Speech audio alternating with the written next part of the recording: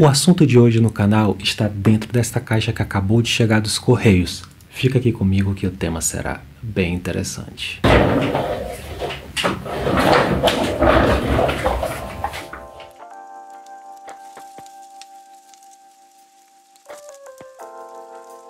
A fotografia analógica não morreu, você sabia disso?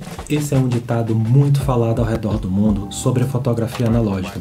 Você verá muitas hashtags falando sobre este tema. Faz quase 20 anos que eu usei pela primeira vez uma câmera fotográfica digital. Consequentemente, eu estava abandonando o universo analógico. Era o início dos anos 2000 e a fotografia analógica estava dando seus últimos suspiros nos lares das famílias. Em 2011, eu decidi comprar uma câmera analógica para utilizar durante um curso de pós-graduação em fotografia que eu cursei. Na época, havia uma empresa americana muito famosa chamada BH, que importava equipamentos para o Brasil e naquele tempo o custo era zero de imposto. E eu estava paquerando os equipamentos fotográficos e eu vi uma câmera analógica nova e eu decidi comprá-la. E 11 anos se passaram e acredite, eu ainda possuo essa mesma câmera analógica. E é a única que eu possuo até hoje para fazer fotografias neste formato. Na época eu escolhi da marca Nikon, porque eu poderia utilizar as lentes tanto na câmera digital quanto na câmera analógica. Eu sempre procuro lentes desse mesmo modelo, AF, que possuem a abertura do diafragma direto no anel, para que possa funcionar completamente na câmera digital e na analógica. E falando naquela caixa ali, vamos abrir ela.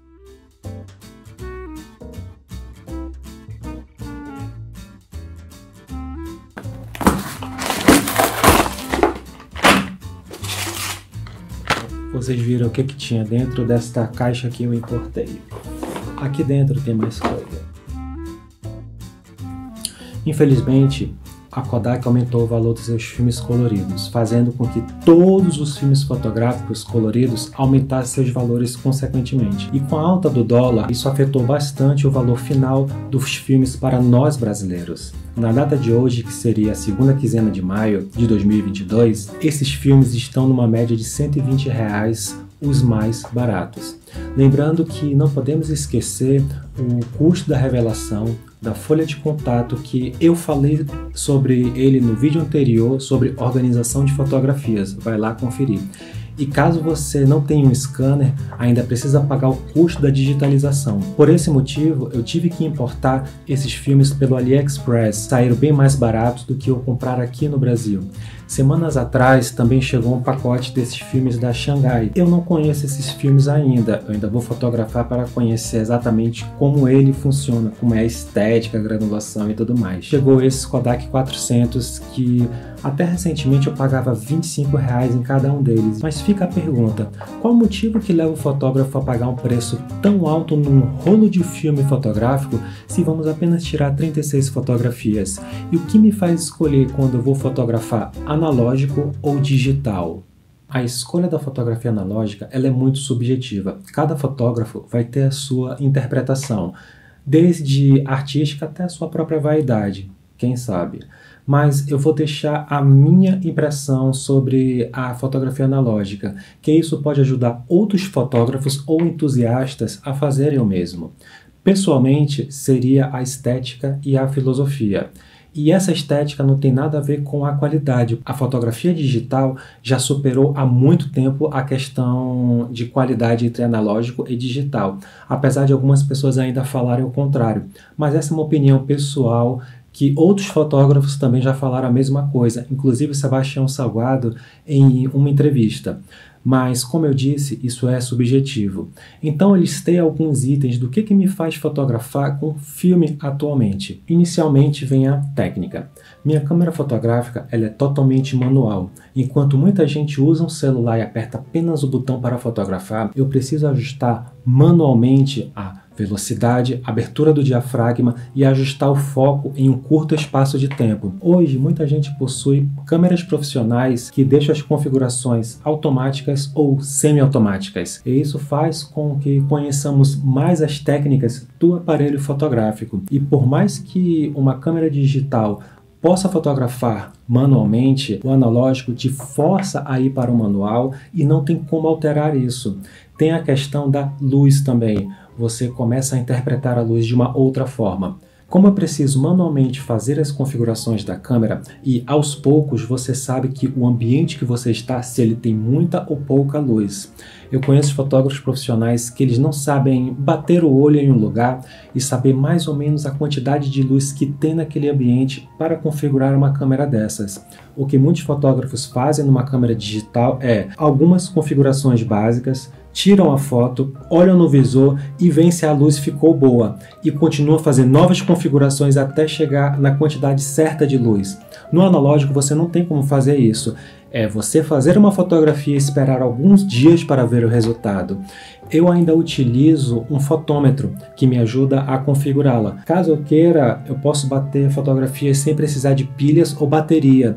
Diferente de uma câmera digital que, sem bateria, não tem como tirar uma foto. O filme te ajuda bastante a aprofundar mais nesse campo técnico, porque antigamente os cursos de fotografia, eles focavam bastante nessa questão de luz, porque não tinha como você sair fotografando, gastando filmes fotográficos que não eram baratos naquela época, sem conhecer bastante a luz. Eu acredito que os mais antigos já ouviram falar na regra Sunny 16. Quem for curioso e está interessado no tema, vai pesquisar no Google.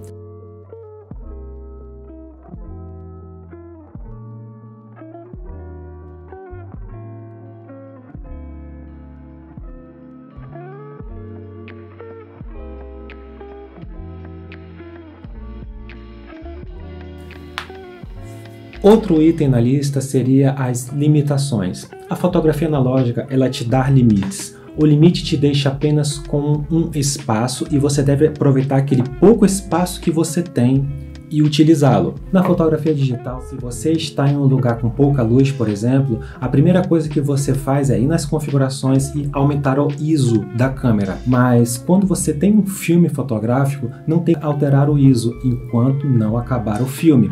Você começa a raciocinar para trabalhar apenas naquela limitação, te forçando a buscar soluções e sempre correr atrás da luz. Tem a questão também do filme fotográfico ser colorido ou preto e branco. Eu fiz uma fotografia que toda vez que eu a vejo, eu lembro que eu fotografei pensando que eu estava na câmera digital e eu havia esquecido que o filme que tinha dentro da câmera era preto e branco. E isso aconteceu nos meus primeiros meses na fotografia analógica e minha mente ainda estava com essa larga limitação que eu estava fotografando colorido e depois eu poderia passar para o preto e branco no computador. Mas se você está com um filme colorido, você sempre vai buscar explorar o colorido. E no filme preto e branco você começa a pensar mais sem cores. E não tem como trocar enquanto o filme não acabar. Quanto mais larga é a sua limitação, você fica sem criatividade.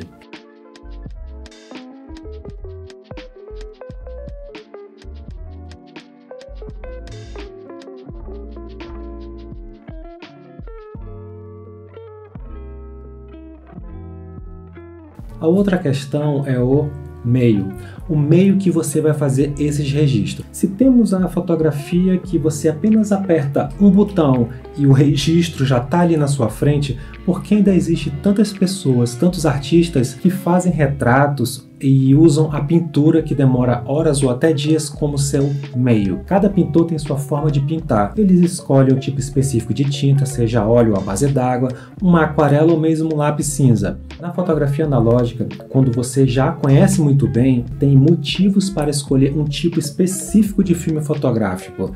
Alguns preferem diversos tipos fotográficos preto e branco para determinado tipo de tema. E isso, é claro, depende muito da granulação que o filme vai te responder.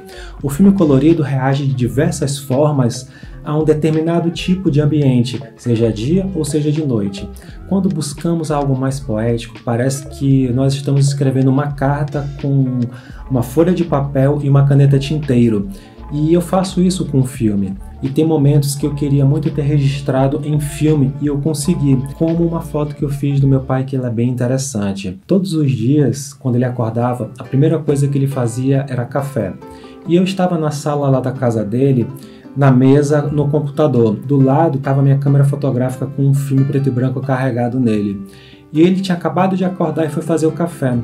E foi irônico que eu sabia que se eu fazer essa foto eu vou lembrar muito no dia que ele foi embora. e é uma lembrança que eu tenho bastante dele na cozinha fazendo café. E eu consegui fazer essa foto que parece que toda vez que eu a vejo eu ainda sinto o cheiro do café.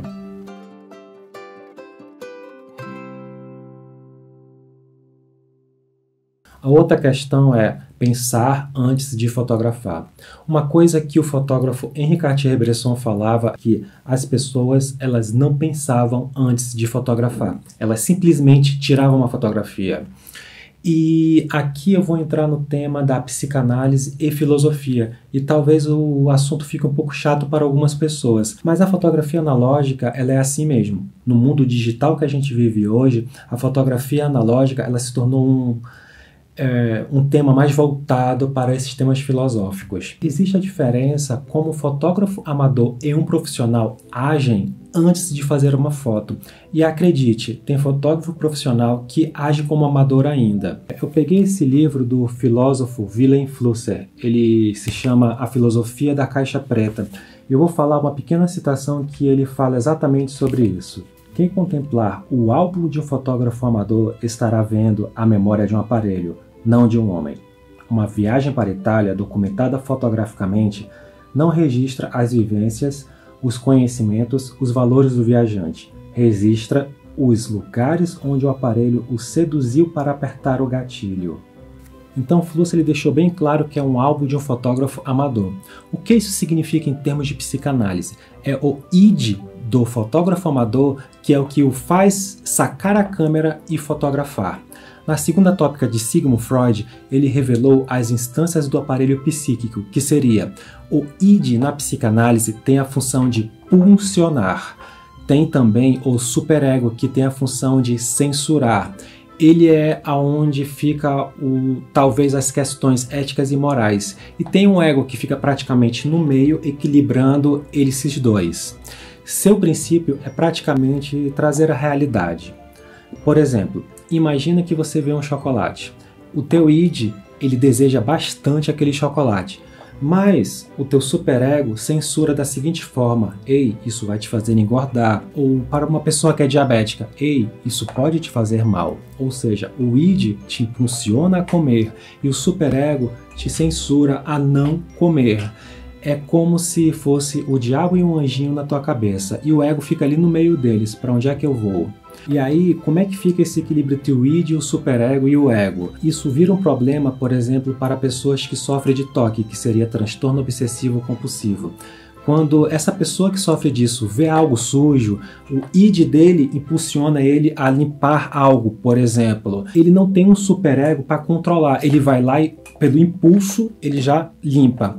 O id tem mais autoridade do que o superego. Então nós temos ali o id, que ele é só pulsão. O id, ele também pode ser considerado amoral. Ele não vê regras morais, ele só é um desejo. Ou seja, isso depende muito de pessoa para pessoa e também é como está o aparelho psíquico dele, se está, vamos dizer assim, bem regulado ou não está. Então, temos ali o ego, que é o que traz esse equilíbrio nessas duas questões. Então, voltando à fotografia, na frase de Flusser, o id do fotógrafo amador vê algo interessante que o seduz. E ele vai lá e fotografa. O fotógrafo profissional, ele age de uma outra maneira. A câmera pode até seduzir ele para fotografar, mas o superego já é amadurecido, fazendo com que ele tenha total controle do seu id e sabe a hora certa de sacar a câmera e fotografar. Nesse caso, você nota quem controla a câmera é o fotógrafo e não o contrário. Entre os anos de 2017 e 2020, vamos dizer assim, eu tirei alguns anos sabáticos da câmera digital e eu apenas fotografei com filme. Isso me ajudou bastante a refletir em diversos aspectos da fotografia. E nesse pensar antes de fotografar também, tem um termo que nós dizemos assim no meio fotográfico que é aquele cara é um fotógrafo clicador, que ele sai atirando para todos os lados para conseguir fazer uma imagem boa. E isso é algo muito comum. Claro que não deveria ser. Por isso vemos tantas pessoas publicando de tudo na internet, coisas por impulso. Olha aqui o id de novo. Elas chegam em um lugar novo e bonito e ela é seduzida pela câmera fotográfica do seu celular e pelo que ela vai postar na internet. Ela não tem mais controle de si. A câmera analógica ela vai te ajudar bastante nisso, a pensar antes de fotografar. Porque voltamos ao tópico anterior, que seria os limites. Você sabe que tem uma limitação de fotos a fazer por causa do filme fotográfico e pensa bem o que é e o que não é interessante. Ou seja, o teu id está dizendo para fotografar, mas o teu superego te lembra e fala: olha, esse filme fotográfico ele é muito caro, vai com calma aí. E isso me ajuda bastante a não ficar gastando cliques na câmera fotográfica, tanto na analógica quanto na digital. E isso te ajuda bastante no seu processo de amadurecimento fotográfico. Uma coisa que a minha psicóloga falou bastante foi: depois que teu filho nascer, esses teus toques vão acabar todos. Depois que você tiver que limpar seu filho e trocar a fralda, isso vai acabar. E trazendo isso para a fotografia, o filme vai acabar com todos os seus toques de sair fotografando de tudo. E acredite, muitas vezes eu tenho percebido que, por eu ter um cuidado maior na hora de clicar, eu tenho feito fotos muito melhores no filme do que na digital.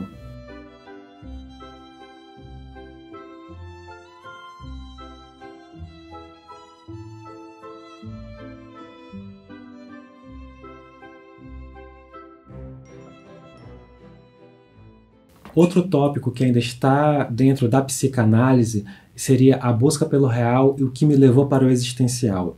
Alguns anos atrás eu sempre buscava estar mais próximo da realidade através da fotografia. E a busca por esse real é algo que todo mundo quer na fotografia, você sempre vai ouvir isso.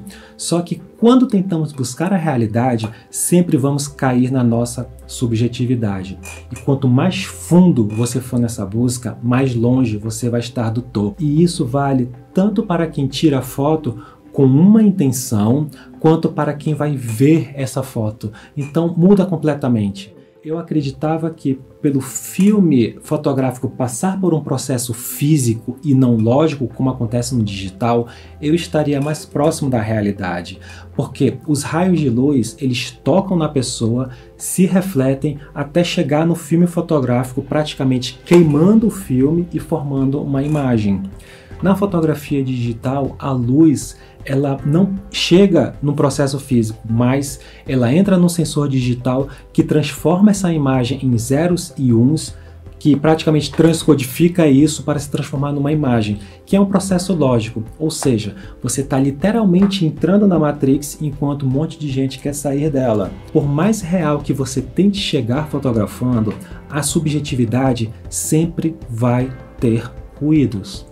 Mas não vamos nos aprofundar muito sobre essa tríade de Lacan, que é o real, simbólico e imaginário. Porque quanto mais eu pensava nessa aura do toque da luz, percebi que eu estava saindo da realidade. Então eu acredito que eu saí do real e atualmente eu estou indo atrás do existencial para dizer que, ei, eu existo. Porque talvez assim a minha subjetividade ela pode ser colocada enquanto eu fotografo. E demonstro um pouco da minha existência, vamos assim dizer, por trás da imagem. Por isso que até pessoas que gostam de postar fotos em lugares diferentes, elas querem dizer: ei, eu existo, eu estou aqui. É um pouco complicado, né? Mas talvez quem ouvir isso pode entender um pouco, saber exatamente. Quem está passando pelo que eu passei vai entender exatamente o que eu quero dizer com tudo isso. Mas o que fica claro é que eu buscava o real através do filme fotográfico por ele ser físico, mas no fundo ele vai se tornar lógico porque ele vai para um computador de uma hora ou outra. E eu comecei a buscar esse campo do existencialismo. Eu sempre cito muito o psicanalista Winnicott, que ele estudou muito os temas do existencialismo, inclusive do filósofo Søren Kierkegaard. Quem gosta e quiser se aprofundar nesse campo, é só ir atrás desses temas aí.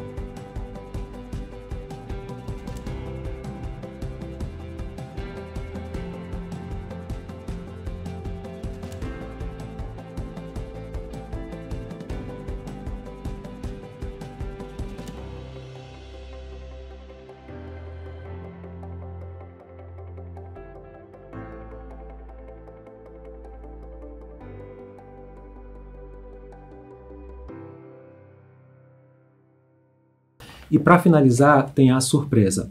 Algo que eu gosto muito no filme é o efeito surpresa. Eu costumo fazer algo bem interessante. Às vezes, não sempre. Depois que eu termino um filme fotográfico, eu deixo guardado por muitos anos, até eu esquecer o que eu tinha fotografado.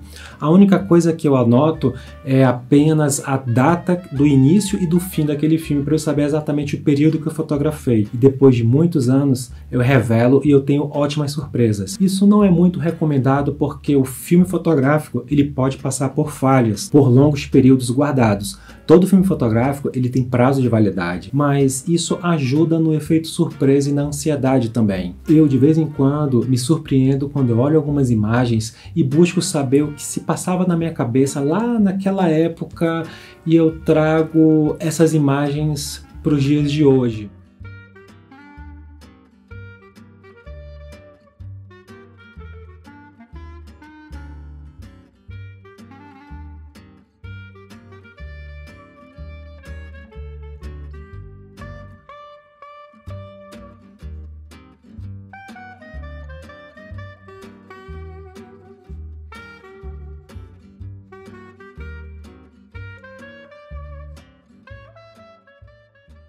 Mas quando eu comecei a fotografar com o analógico, eu não estava pensando muito nessas questões da psicanálise.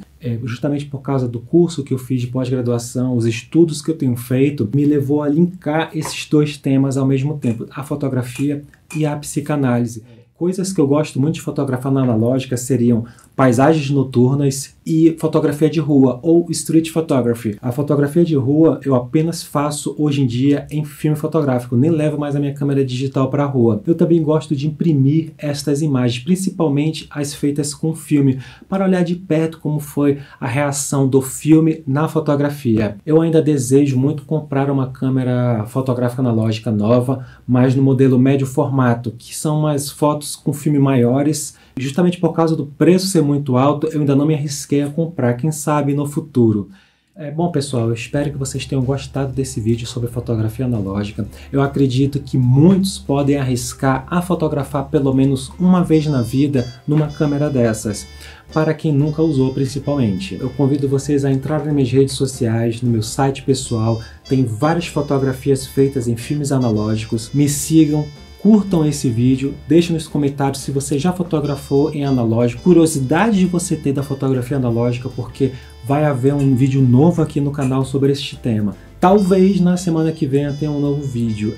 Ultimamente eu não tenho postado frequentemente porque eu tenho meu trabalho, eu tenho meus estudos, eu estou fazendo faculdade, eu me meti a fazer um curso, eu já quero fazer um outro curso aí, tem os livros que eu quero ler e principalmente tem que cuidar de casa, bebê recém-nascido que ainda vai fazer 2 meses está aí, ou seja, são muitas coisas para cuidar e a minha prioridade ainda não é o canal, eu não tenho como ainda focar bastante em tudo que tem acontecido aqui, né? Em apenas publicar vídeos aqui no canal, mas em breve eu espero poder estar com mais tempo para fazer novos vídeos. Todos esses vídeos eles necessitam de pesquisa, principalmente os que envolvem a psicanálise. Eu preciso ler, reler, relembrar de muita coisa para saber se realmente eu não estou falando besteira ou eu posso até ainda mesmo assim estar falando alguma besteira. O importante é que todos nós possamos sempre estar buscando fazer coisas novas, assim como eu falei no primeiro vídeo do canal, estudando coisas novas, lendo coisas novas. E é isso, eu espero que semana que vem eu consiga publicar mais um vídeo no canal.